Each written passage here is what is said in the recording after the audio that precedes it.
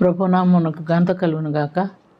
లూకాసు వార్త 2వ అధ్యాయము 44వ వాక్యం మనం చదువుకుంటున్నాము.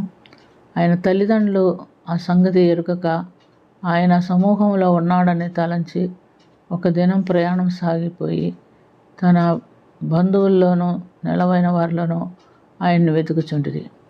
ప్రియమైనటువంటి దేవుని బిడ్డలారా, యేసు ప్రభు కుమారుడుగా ఉన్నటువంటి సమయంలో ఆయనకి 12వ సంవత్సరం వచ్చినప్పుడు వారు ఏటేటా పస్కా పండుగ నిమిత్తం యెరూషలేముకు వెళ్ళేవారు. ఈ సంవత్సరం కూడా వాళ్ళు వెళ్ళి తన బంధువులతో నెలవైన వారితో వాళ్ళు కలిసి వెళ్ళారు. వెళ్ళిన తర్వాత అక్కడ పండుగ అయిపోయిన తర్వాత వాళ్ళు తిరుగు ప్రయాణంలోకి వచ్చారు. తిరుగు ప్రయాణం చేస్తూ ఒక దినమంతా దూరం ప్రయాణం చేశారు. ఇప్పట్లోలాగా ఫ్లైట్లు, ట్రైన్లు, బస్సులు లేవు. వారు కాలినడకతో ప్రయాణం చేసేవారు, కాలినడకతో వచ్చేవారు, వెళ్ళేవారు.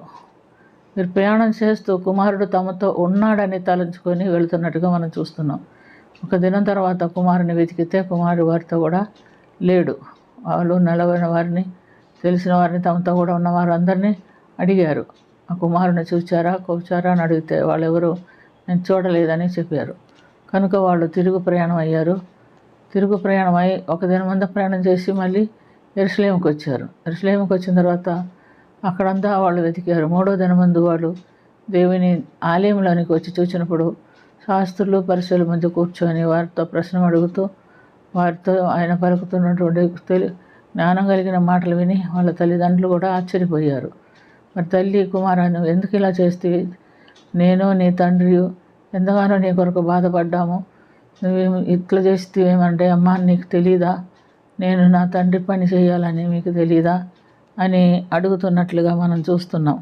కాబట్టి ప్రియమైనటువంటి దేవుళ్ళారా, ఆయన వెతికారు, ఎంతో బాధపడ్డారు. కానీ ఆయన ఎక్కడ, బయటంతా వెతికారు కానీ ఆయన ఎక్కడ లేడు. దేవుని ఆలయంలో కూర్చొని వారితో మాట్లాడుతున్నట్టుగా మనం గమనిస్తున్నాం. అంత మట్టుకే కాదు, నేను ఎప్పుడు ఉండాలని నా తండ్రితో తండ్రి పని చేయాలి అనే కుమారుడు అడుగుతున్నట్లుగా మనం గమనిస్తున్నాం.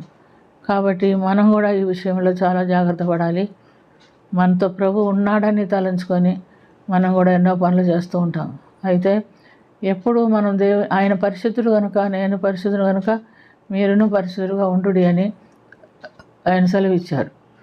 మనం పరిశుద్ధులుగా ఉన్నామనే తలంచుకుంటాం. కానీ ఎప్పుడు అపవాది మనలో ప్రవేశించాడో, ఎప్పుడు మనకు ఆయనకి మధ్యలో దూరం కలిగించాడో మనం ఎరగకుండానే ఉంటాము. ఎందుకంటే నేను బాగానే ఉన్నాను, పరిశుద్ధులుగానే ఉన్నాను, ప్రభు నాతోనే ఉన్నాడు అనే తలముతో ఎంతోమంది జీవిస్తూ ఉంటారు. అది వాక్యానుసారమైన జీవితం కాకపోతే ప్రభు వారితో కూడా ఉండడు. ఎందుకంటే పరిశుద్ధులైన ప్రభు పరిశుద్ధులైన వారి యొద్ద ఉండరు. కానీ ఉన్నాడు.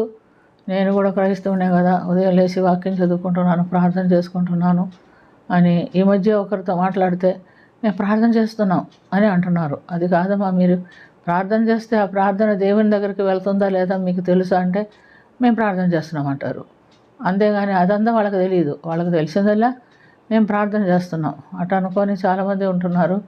ప్రియమైనటువంటి దేవుళ్ళారా, దేవునికి మనకు మధ్యలో కనెక్షన్ ఉందా లేదా, ఆయన ఇద్దరి నుంచి మనకు జవాబు వస్తుందా రాదా, ఆయన మనతో ఉంటే ఆయనతో మనం మాట్లాడినప్పుడు ఆయన మనకేమి ఇస్తాడు, జవాబు ఇస్తాడు. అది మన వయసును బట్టి, మన అనుభవాన్ని బట్టి ఉండదు. కానీ మనపూర్వకంగా దేవునికి విరోధంగా ఏ పాపం కూడా మనం చేయకూడదు. అది మనపూర్వకంగా చేయటం కాదు, మనకు తెలియకుండానే చేసేవాళ్ళు కూడా ఎంతోమంది ఉన్నారు. ఎందుకంటే మనం గమనిస్తున్నాము, తోమ ఆయన శిష్యుడే కానీ ఆయన పునరుత్థానం తర్వాత మిగతా శిష్యులు కనబడ్డారు. మేము ప్రభువుని చూసామంటే నేను నమ్మను, ఆయన గాయాల్లో నేను వేలు పెట్టి చూస్తేనే నమ్ముతాను అంటున్నాడు. అందుకని దేవుడు తన గాయాలు అతనికి తోమ గారికి చూపించి, ఇది నీ వేలు ఇక్కడ పెట్టు, నన్ను తాకి చూడు అన్నప్పుడు ఆయన నా ప్రభు నా దేవాని ఎంతో దుఃఖపడ్డాడు. ఇలాంటి అపనమ్మకం కలిగినటువంటి వారు మనలో కూడా చాలామంది ఉంటారు. మనం దేవునిలో ఉన్నాం అనుకుంటాం, ప్రార్థన చేస్తున్నాం అనుకుంటాము, మన వాక్యం చదువుతున్నాం అనుకుంటున్నాం. కానీ ఏ విషయంలో అపవాది మనం మోసం చేశాడో మనం ఎరగకుండా ఉన్నాము. కాబట్టి ప్రియమైనటువంటి దేవుని బిడ్డలారా, ఈ లోకంలో జీవిస్తున్న మనం ఖచ్చితంగా దేవునిలో ఉన్నాము, దేవుడు మనతో ఉన్నాడనే ఒక తీర్మానం మనలో ఉండాలి. అలా లేకపోతే ఒకటే గుర్తు, మన ప్రార్థనలకు జవాబు ఉండవు. ప్రభు మనతో కూడా ఉంటే మన ప్రార్థనలకు దేవుడు తప్పకుండా జవాబు ఇస్తాడు అని ప్రభు ద్వారా ఈ యొక్క ఉపమానం మనకు దొరికింది. అందుని బట్టి ప్రియమైనటువంటి దేవుని బిడ్డలారా, మనం ఖచ్చితంగా ప్రభు నాతో ఉన్నాడా, నాలో ఏమైనా బలహీనతలు ప్రవేశించిందా, నేను ఏమైనా బలహీనతలో ఉన్నానా అని దేవుని యొద్ద రూఢిగా తెలుసుకొని మన ఆత్మీయ జీవితంను కొనసాగించాలని దేవుడు ఇక్కడ చెప్తున్నట్లు గమనిస్తున్నాం. అటు కృప కొరకు ప్రార్థన చేసుకుందాం. ప్రేమ కలిగిన తండ్రి, నువ్వు మాతో ఉన్నావని తలంచి మేము జీవించటం కాదు నాయన, నువ్వు మాతో ఉండే నువ్వు మాకు జవాబు ఇస్తావు. మాకు ప్రక్కనే ఉండే మనిషి ఖచ్చితంగా ఉత్తరం ఇస్తాడని మనకు తెలుసు. దూరంలో ఉండేవారిని మనం కేకబెట్టినప్పుడు, మరి మనకు ఆయనకు మధ్యలో ఎడం వచ్చినప్పుడు మన ప్రార్థన ఆయన సన్నిధికి చేరుతుందో లేదో మనకు తెలియదు. అందుకని ప్రభువా, మా ప్రార్థన ఖచ్చితంగా ప్రార్థనకి నువ్వు జవాబిస్తే నువ్వు మాతో ఉన్నామని మేము నమ్ముతాము, నీతో మేము ఉంటాము, మాతో మీరు ఉంటారు, మేము జీవిస్తాము.